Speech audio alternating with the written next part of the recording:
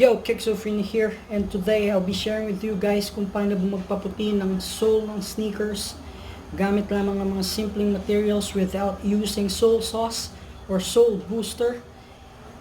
Yan, ito ang paputiin natin, ang Jordan 3 chlorophyll. Kita nyo naman naninilaw ang soles dito sa may bandang unahan, dito sa may bandang gilid. Focus natin, yan. Nalinis ko na yung sapatos na to, and yung sole na talaga yung problema niya. Let's do this.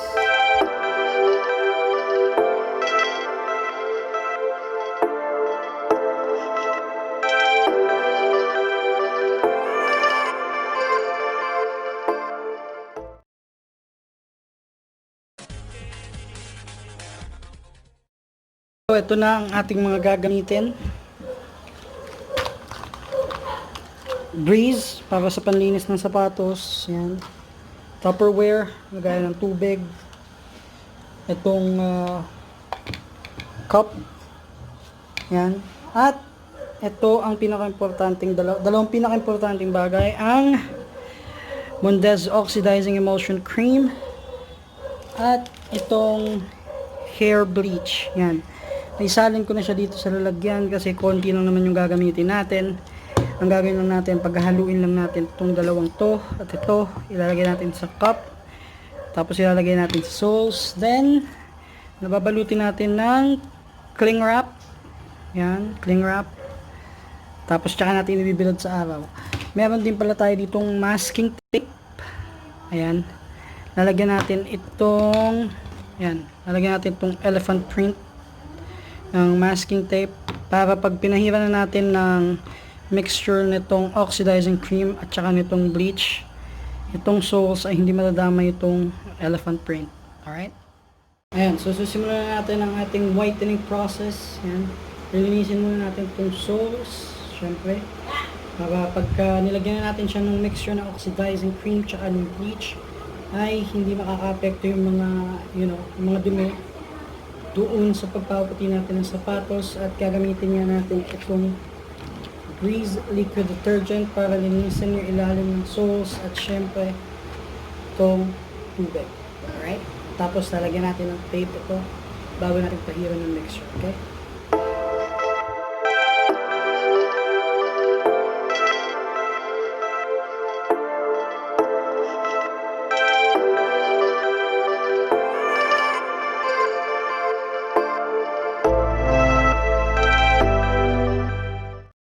So, tapos na natin malinis ang sole ng ating sapatos. Yan, kita nyo naman, malinis na.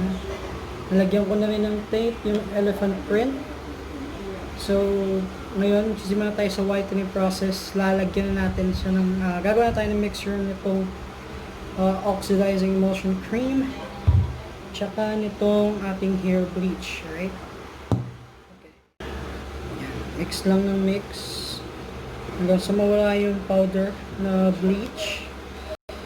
Tapos gumamit din kayo nitong maliit na brush para sa paglalagay nitong ating mixture doon dito sa soles. Okay? Tapos pagka okay na yung mixture, yan, lalagay nyo lang yung soles. Lalagyan natin yung soles.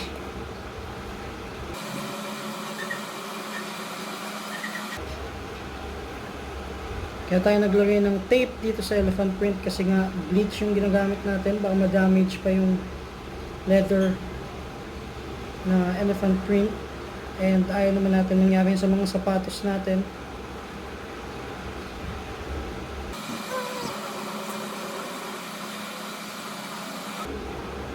Tapos once matapos na yung paglalagay nito, babalutin mo ng cling wrap. Yan, babalutin mo itong cling wrap at ilalagay mo sa, bababad mo lang siya sa arawan. Alright?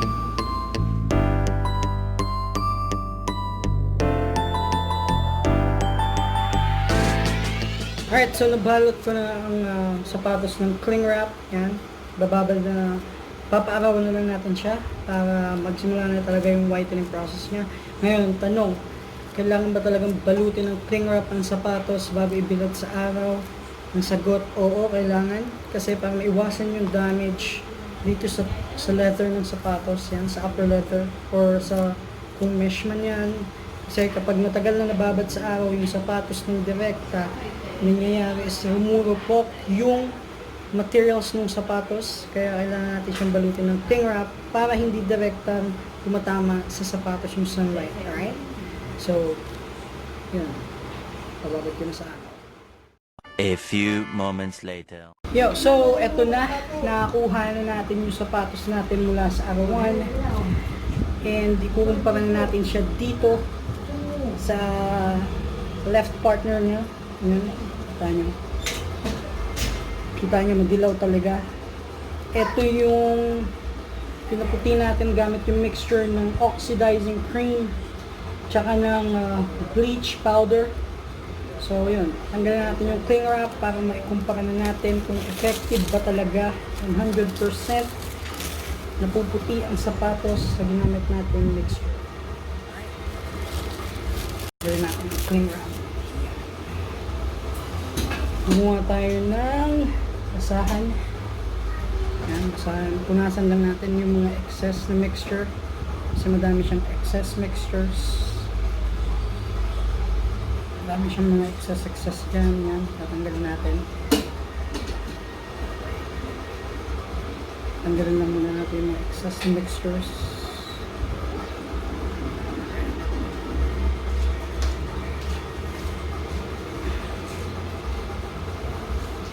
Okay, yan. Tanggal na. Nakikita nyo naman, malinis talaga. Patunay para lang makita nyo yung difference nila. Yan, makita nyo. Tingnan nyo yung soles. Ito, puting-puti na. Yan, ito medyo madilaw pa. Yan, makita nyo naman dyan. Yan, madilaw pa talaga. Ito yung na-treat natin ng mixture natin kanina. Yan, makita nyo yung maputi. Ito, maputi na. Yan.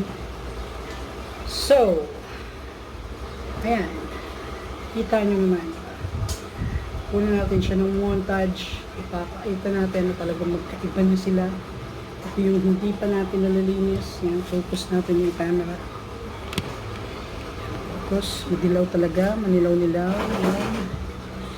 At ito yung nalinis na natin kanina.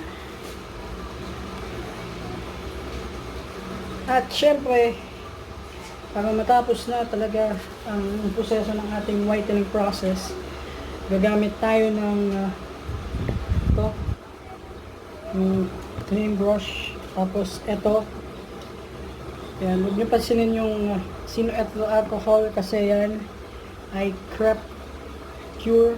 Ito lang ginagamit panlinis. Ito lang yung para mas maganda yung pagka-mix at mas matipid. Nilalagay ko siya sa spray bottle. Tapos spray lang natin dito. Tatanggalin ko lang yung mga tape. Ayan. Okay. Ayan. Tatanggalin natin yung mga tape. Alright. Tapos lilinisin natin siya. Spray lang natin.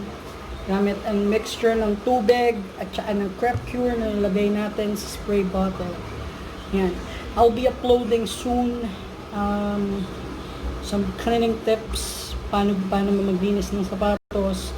Paano matitipid yung crepe cure o kaya yung Clyde kasi lahat yung ginagamit panlinis. Pero yun, I decided to try crepe and same lang naman, parehas lang sila ng nagagawa ng linis ng sapatos. Okay, so yan, spray lang natin yung sole para malinis natin yung mga excess na mixture natin. Para matapos yung buong cleaning process. Okay, punasan. Right. Nakikita nyo naman dito sa baba talaga namang malinis na ang soles ng ating sapatos. And itong sapatos na to 3 years na sa akin to. 3 years na sa akin itong pairs na to. Released yung pairs na to around 2017 December. So, pag December 2020, 3 years sa akin ito. And these are original pairs. And so, kung may pambili naman kayo ng originals, yun, dahil manghinayang sa pera nyo kasi sulit naman kasi tatagal talaga siya.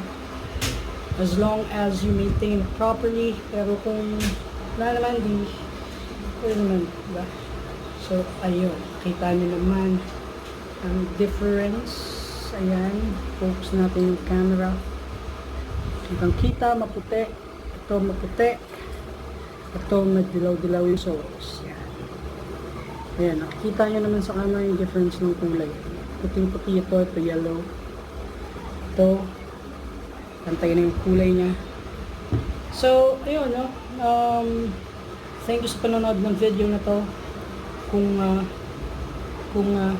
nagustuhan nyo, or kung gusto nyo pa mag-upload pa ako ng more videos about kicks, just hit like, subscribe, and hit the notification bell para updated kayo sa mga bagong i-release kong videos. Yan, thank you. Peace out.